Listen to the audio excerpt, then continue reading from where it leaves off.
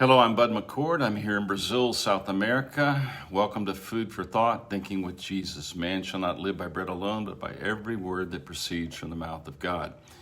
I hope you're well on this Monday, February the 8th, 2021. This year is already moving very, very quickly. I know that we're all challenged by many things, but I hope that you're focused on Jesus as you face the challenge of each day.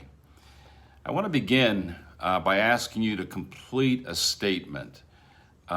It's a very simple statement, but it's a very, very important statement when it comes to our discipleship and spiritual formation. Complete this statement. Jesus is.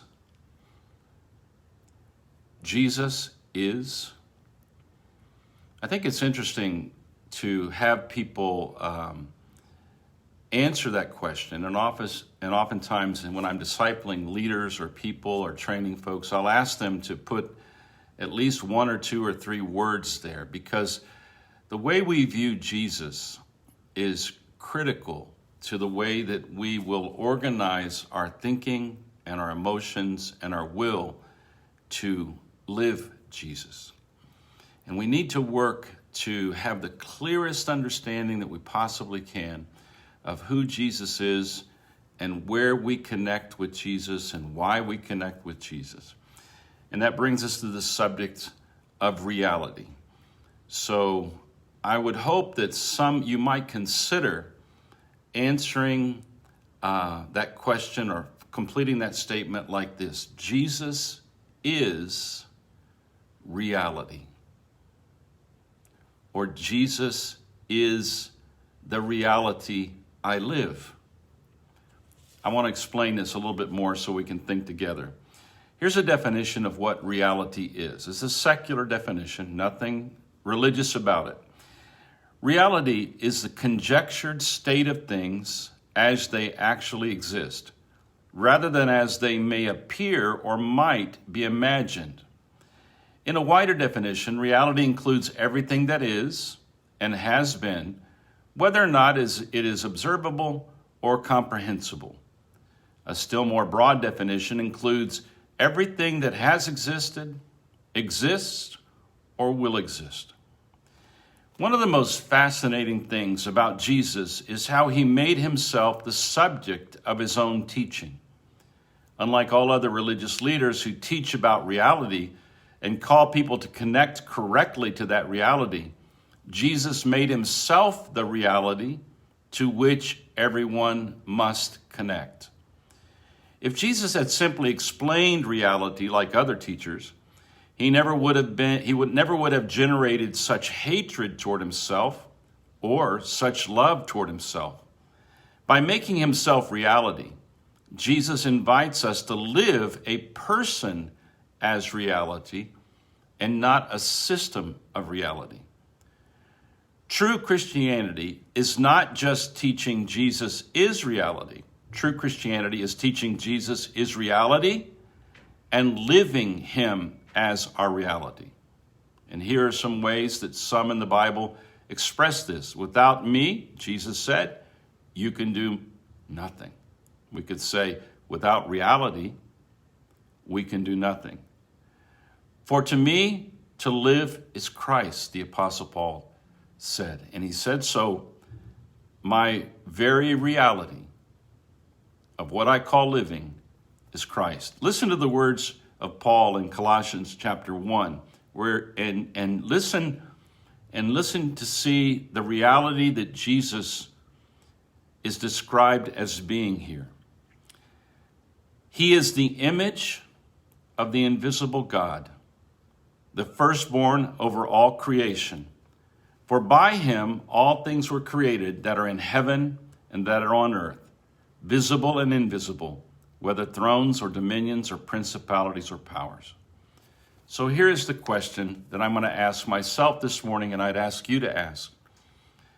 Do you see Jesus as the source and sustainer and author of the reality of the universe?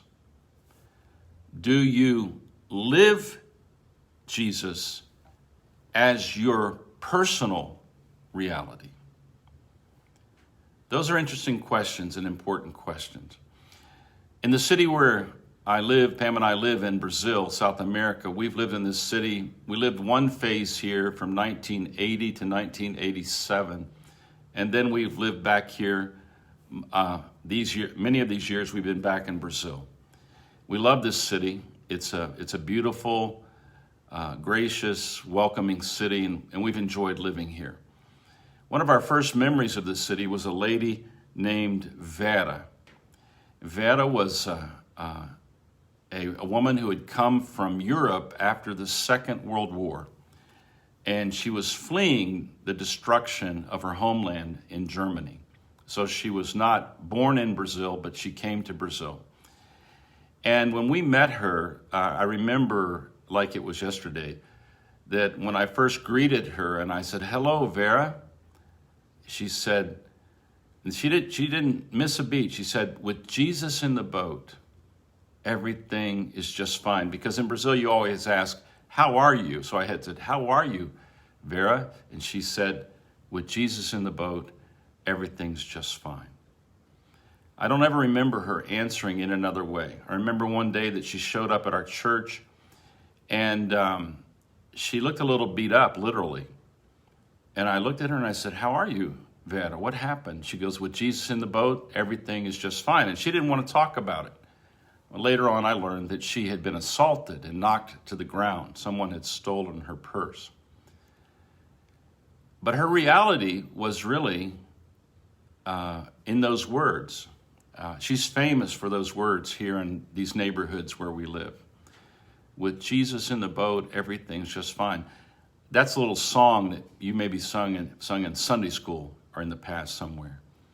But for Vera, who had been a prisoner of war in the Second World War, and lived her lifetime as a single woman, moved from one country to another just to have some sort of peace. It was her reality. Jesus wasn't a subject she studied. Jesus wasn't an idea. Jesus was Christianity to her. Jesus was her life. And you could just sense that the reality that she was being sustained by had nothing to do about being in a safer place or being in Brazil as opposed to Germany. Her reality was Jesus. Right now we hear people all over the world saying they're abandoning Christianity. It just doesn't work. I just don't trust the clergy anymore. I don't like the institutional church. All they want is my money.